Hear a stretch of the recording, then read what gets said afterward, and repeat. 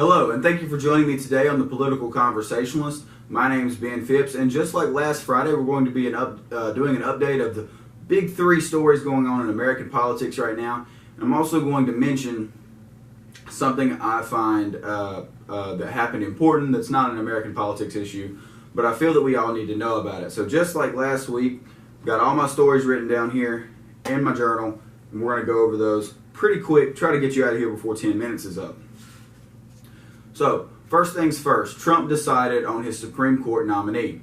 Now, if you recall, last week I explained that Supreme Court Justice Anthony Kennedy has decided to retire by the end of July, and that there was a short list of people President Trump was picking from.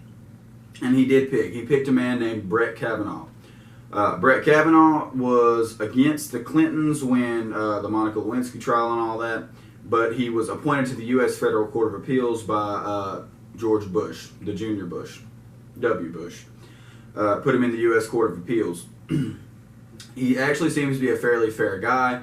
He, although he has very conservative views, he actually stood up and said Obamacare is not unconstitutional.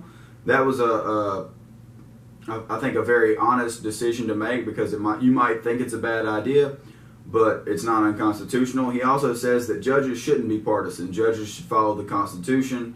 We shouldn't worry about Republican or Democrat. And although he does fall into most conservative, he's a very conservative guy, and he falls into those conservative guidelines, he really follows the Constitution almost to the letter. And that's what a lot of conservative people and a lot of Republicans wanted. Now, Brett Kavanaugh is, as well as I can tell, he's a good guy. He's a Catholic guy. He's involved in the church. His wife is the town manager of Chevy Chase, Maryland.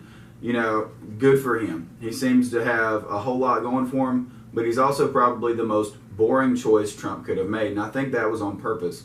See, he could have picked Amy Coney Barrett, or Comey Barrett, rather. But even when she was appointed to the Court of Appeals, it took forever for her to get appointed, and many people said that she was too Catholic and that her dogmatic beliefs should prevent her from being a judge. Brett Kavanaugh is kind of I mean, he's like Cheerios. Nobody loves him, nobody hates him. Most people are, yeah, okay, you know, Cheerios, that's fine. Brett Kavanaugh, that's fine. So I think the hope was from Trump, if he picks a non-controversial, normal kind of judge from the U.S. Court of Appeals, that he's got a better chance of getting them put in. And the reason I think he did that is because if you look at the Senate, we have a 50-49 Republican-Democrat split. And you're like, but wait, there's 100. There is 100. But Republican Senator John McCain, due to health reasons, is apparently not able to vote on anything currently. You know, so of course, keep him in your thoughts and prayers. But he has to get every single Republican on board to get this guy put in. So we'll see how that goes in the near future, but I think that was probably the safest choice he could have made. Now, doing a 180 and Trump not making a safe choice, Trump has talked for a long time about NATO and about how NATO is, just like the UN, not an equal partnership, and that the America pays more than its fair share.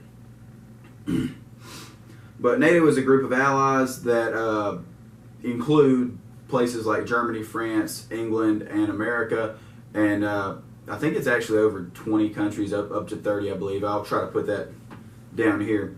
But regardless, NATO is a group of allies that have agreed to pay 2% of their gross domestic product, or GDP, and that's the estimated figure of all the money your country produces. They have agreed to pay 2% of that at least into their defense program.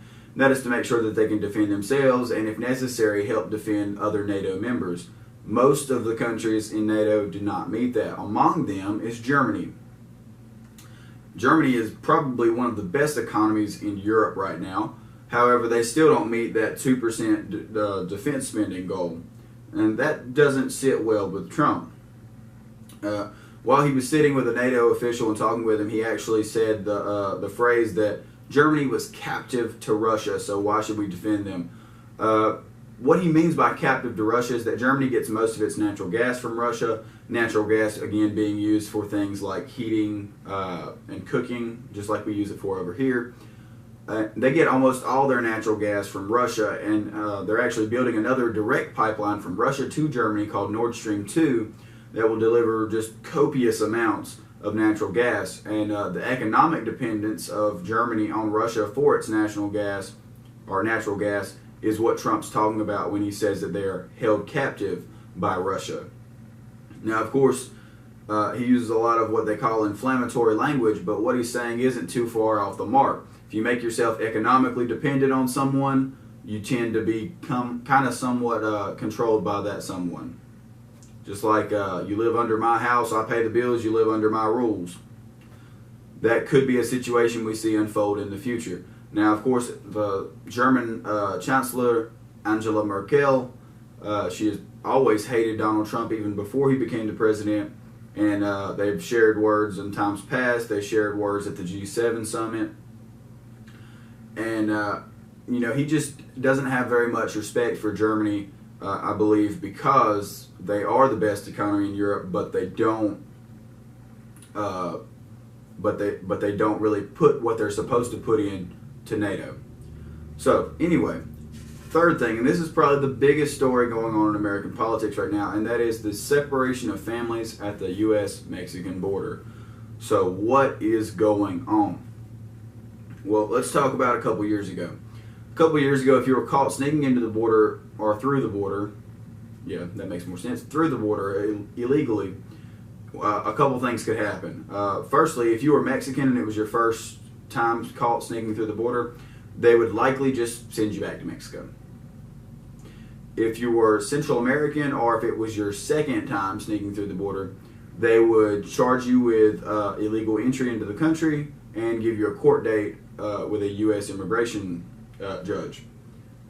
Now, it said, the statistic I read said that most people did show up at their court date, but a lot of them did. And when you have undocumented people, there's no paper trail. They don't have a primary residence, they don't have a P.O. box, they don't have a place of work that we know of. It's hard to find them and say, hey, you skipped your court date. So it's not like you can really just send a bounty hunter after illegal immigrants. So the Trump administration has long talked badly about what's going on with immigration. And Attorney General Jeff Sessions, who's one of the cabinet members that was appointed by Trump, he instituted a new zero tolerance policy for illegal immigration. And what that means is everyone caught crossing the border illegally will be detained. So just like when you get arrested and you're detained while you're pending charges, pending your court date, we would call it up, normally we call it being in jail. You're in jail before your court date. If you get sentenced to something after your court date, you're in prison. So basically they put them all in jail pending their court date. Now that's completely legal. They can hold the adults indefinitely until their court date. However, many adults didn't come alone and they brought children with them, or at least minors. And because you may or may not have very bad people in the detention centers they've set up for the illegal immigrants, you may or may not have drug dealers and rapists and human traffickers and whatever, you can't really afford to throw the children in the adult detention centers. So they've been separating them out. And the children were taken into a branch of the Department of Health and Human Services. And basically, eventually will be put into foster care. The big problem is that people are freaking out that they're separating children at the border. And eventually a federal judge said that, this is unconstitutional. I don't know how he said it was unconstitutional, but you know how federal judges are, you know how the Supreme Court is. The Constitution is the bat with which they beat the world into submission. But anyway, he said it was unconstitutional and said that they had to reunite the families. Now, here's where it gets tricky for the Trump administration. Or, well, rather, Jeff Sessions' administration. How do you know who is whose kid? Because you can't just give the kids back to whoever you took them from. Let's say me, I come up here with a 12-year-old girl and I say, this is my daughter. We're seeking asylum from El Salvador. Now, you probably wouldn't believe me because I don't look or sound like I'm from El Salvador. But regardless, just throw that out the window. Now, I say, this is my daughter. I don't have any ID. She doesn't have any ID. You call El Salvador, they've never heard of me. So do you give me the 12-year-old back?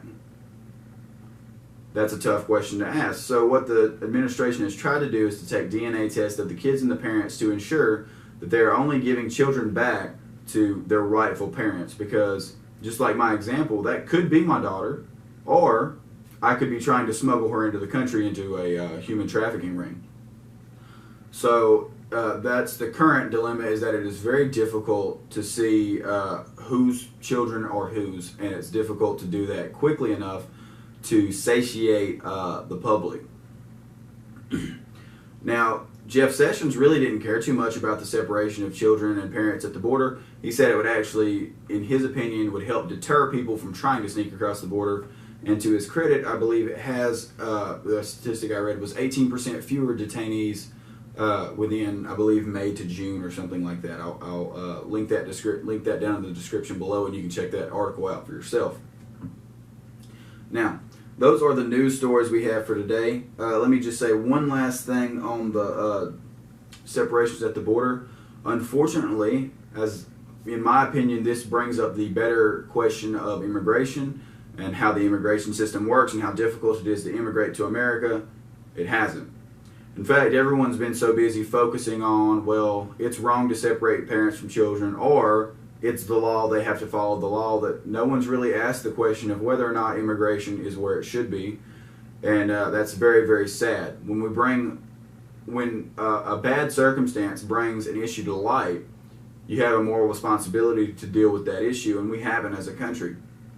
And I think that's the media and the two parties really stoking the fire on each side. The Democrats are saying you can't separate children and parents, and the Republicans are saying it's the law. And neither one of them are saying, well, why isn't it easier to be a legal immigrant here? Why isn't it easier to bring your family here? Why isn't it easier to seek asylum here?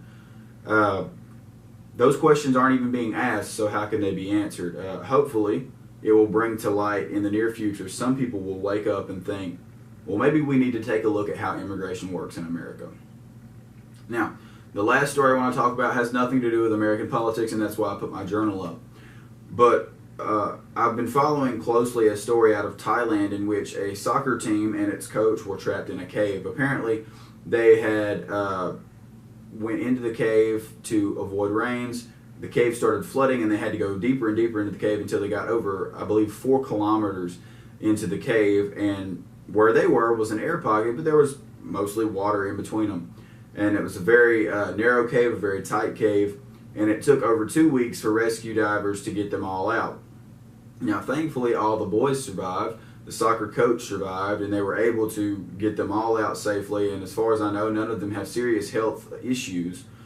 Unfortunately, one of the Thai Navy SEALs, who also trained with our Navy SEALs, but one of the Thai Navy SEALs passed away when he had delivered supplies and was on his way back out of the cave when another flash flood hit and washed him back further down into the cave.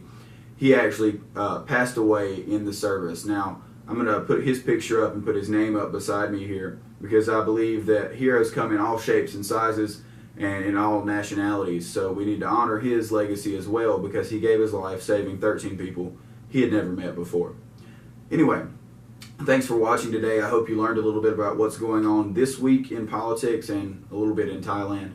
If you have any questions or comments, please leave them down below, and I'll try to get back to you. If you follow me on Facebook and you have a personal question or a long question, follow me on Facebook and you can email me from there, and I'll try to answer any and all questions. And once I get a number of questions, I'll do a Q&A video. Anyway, thanks for watching.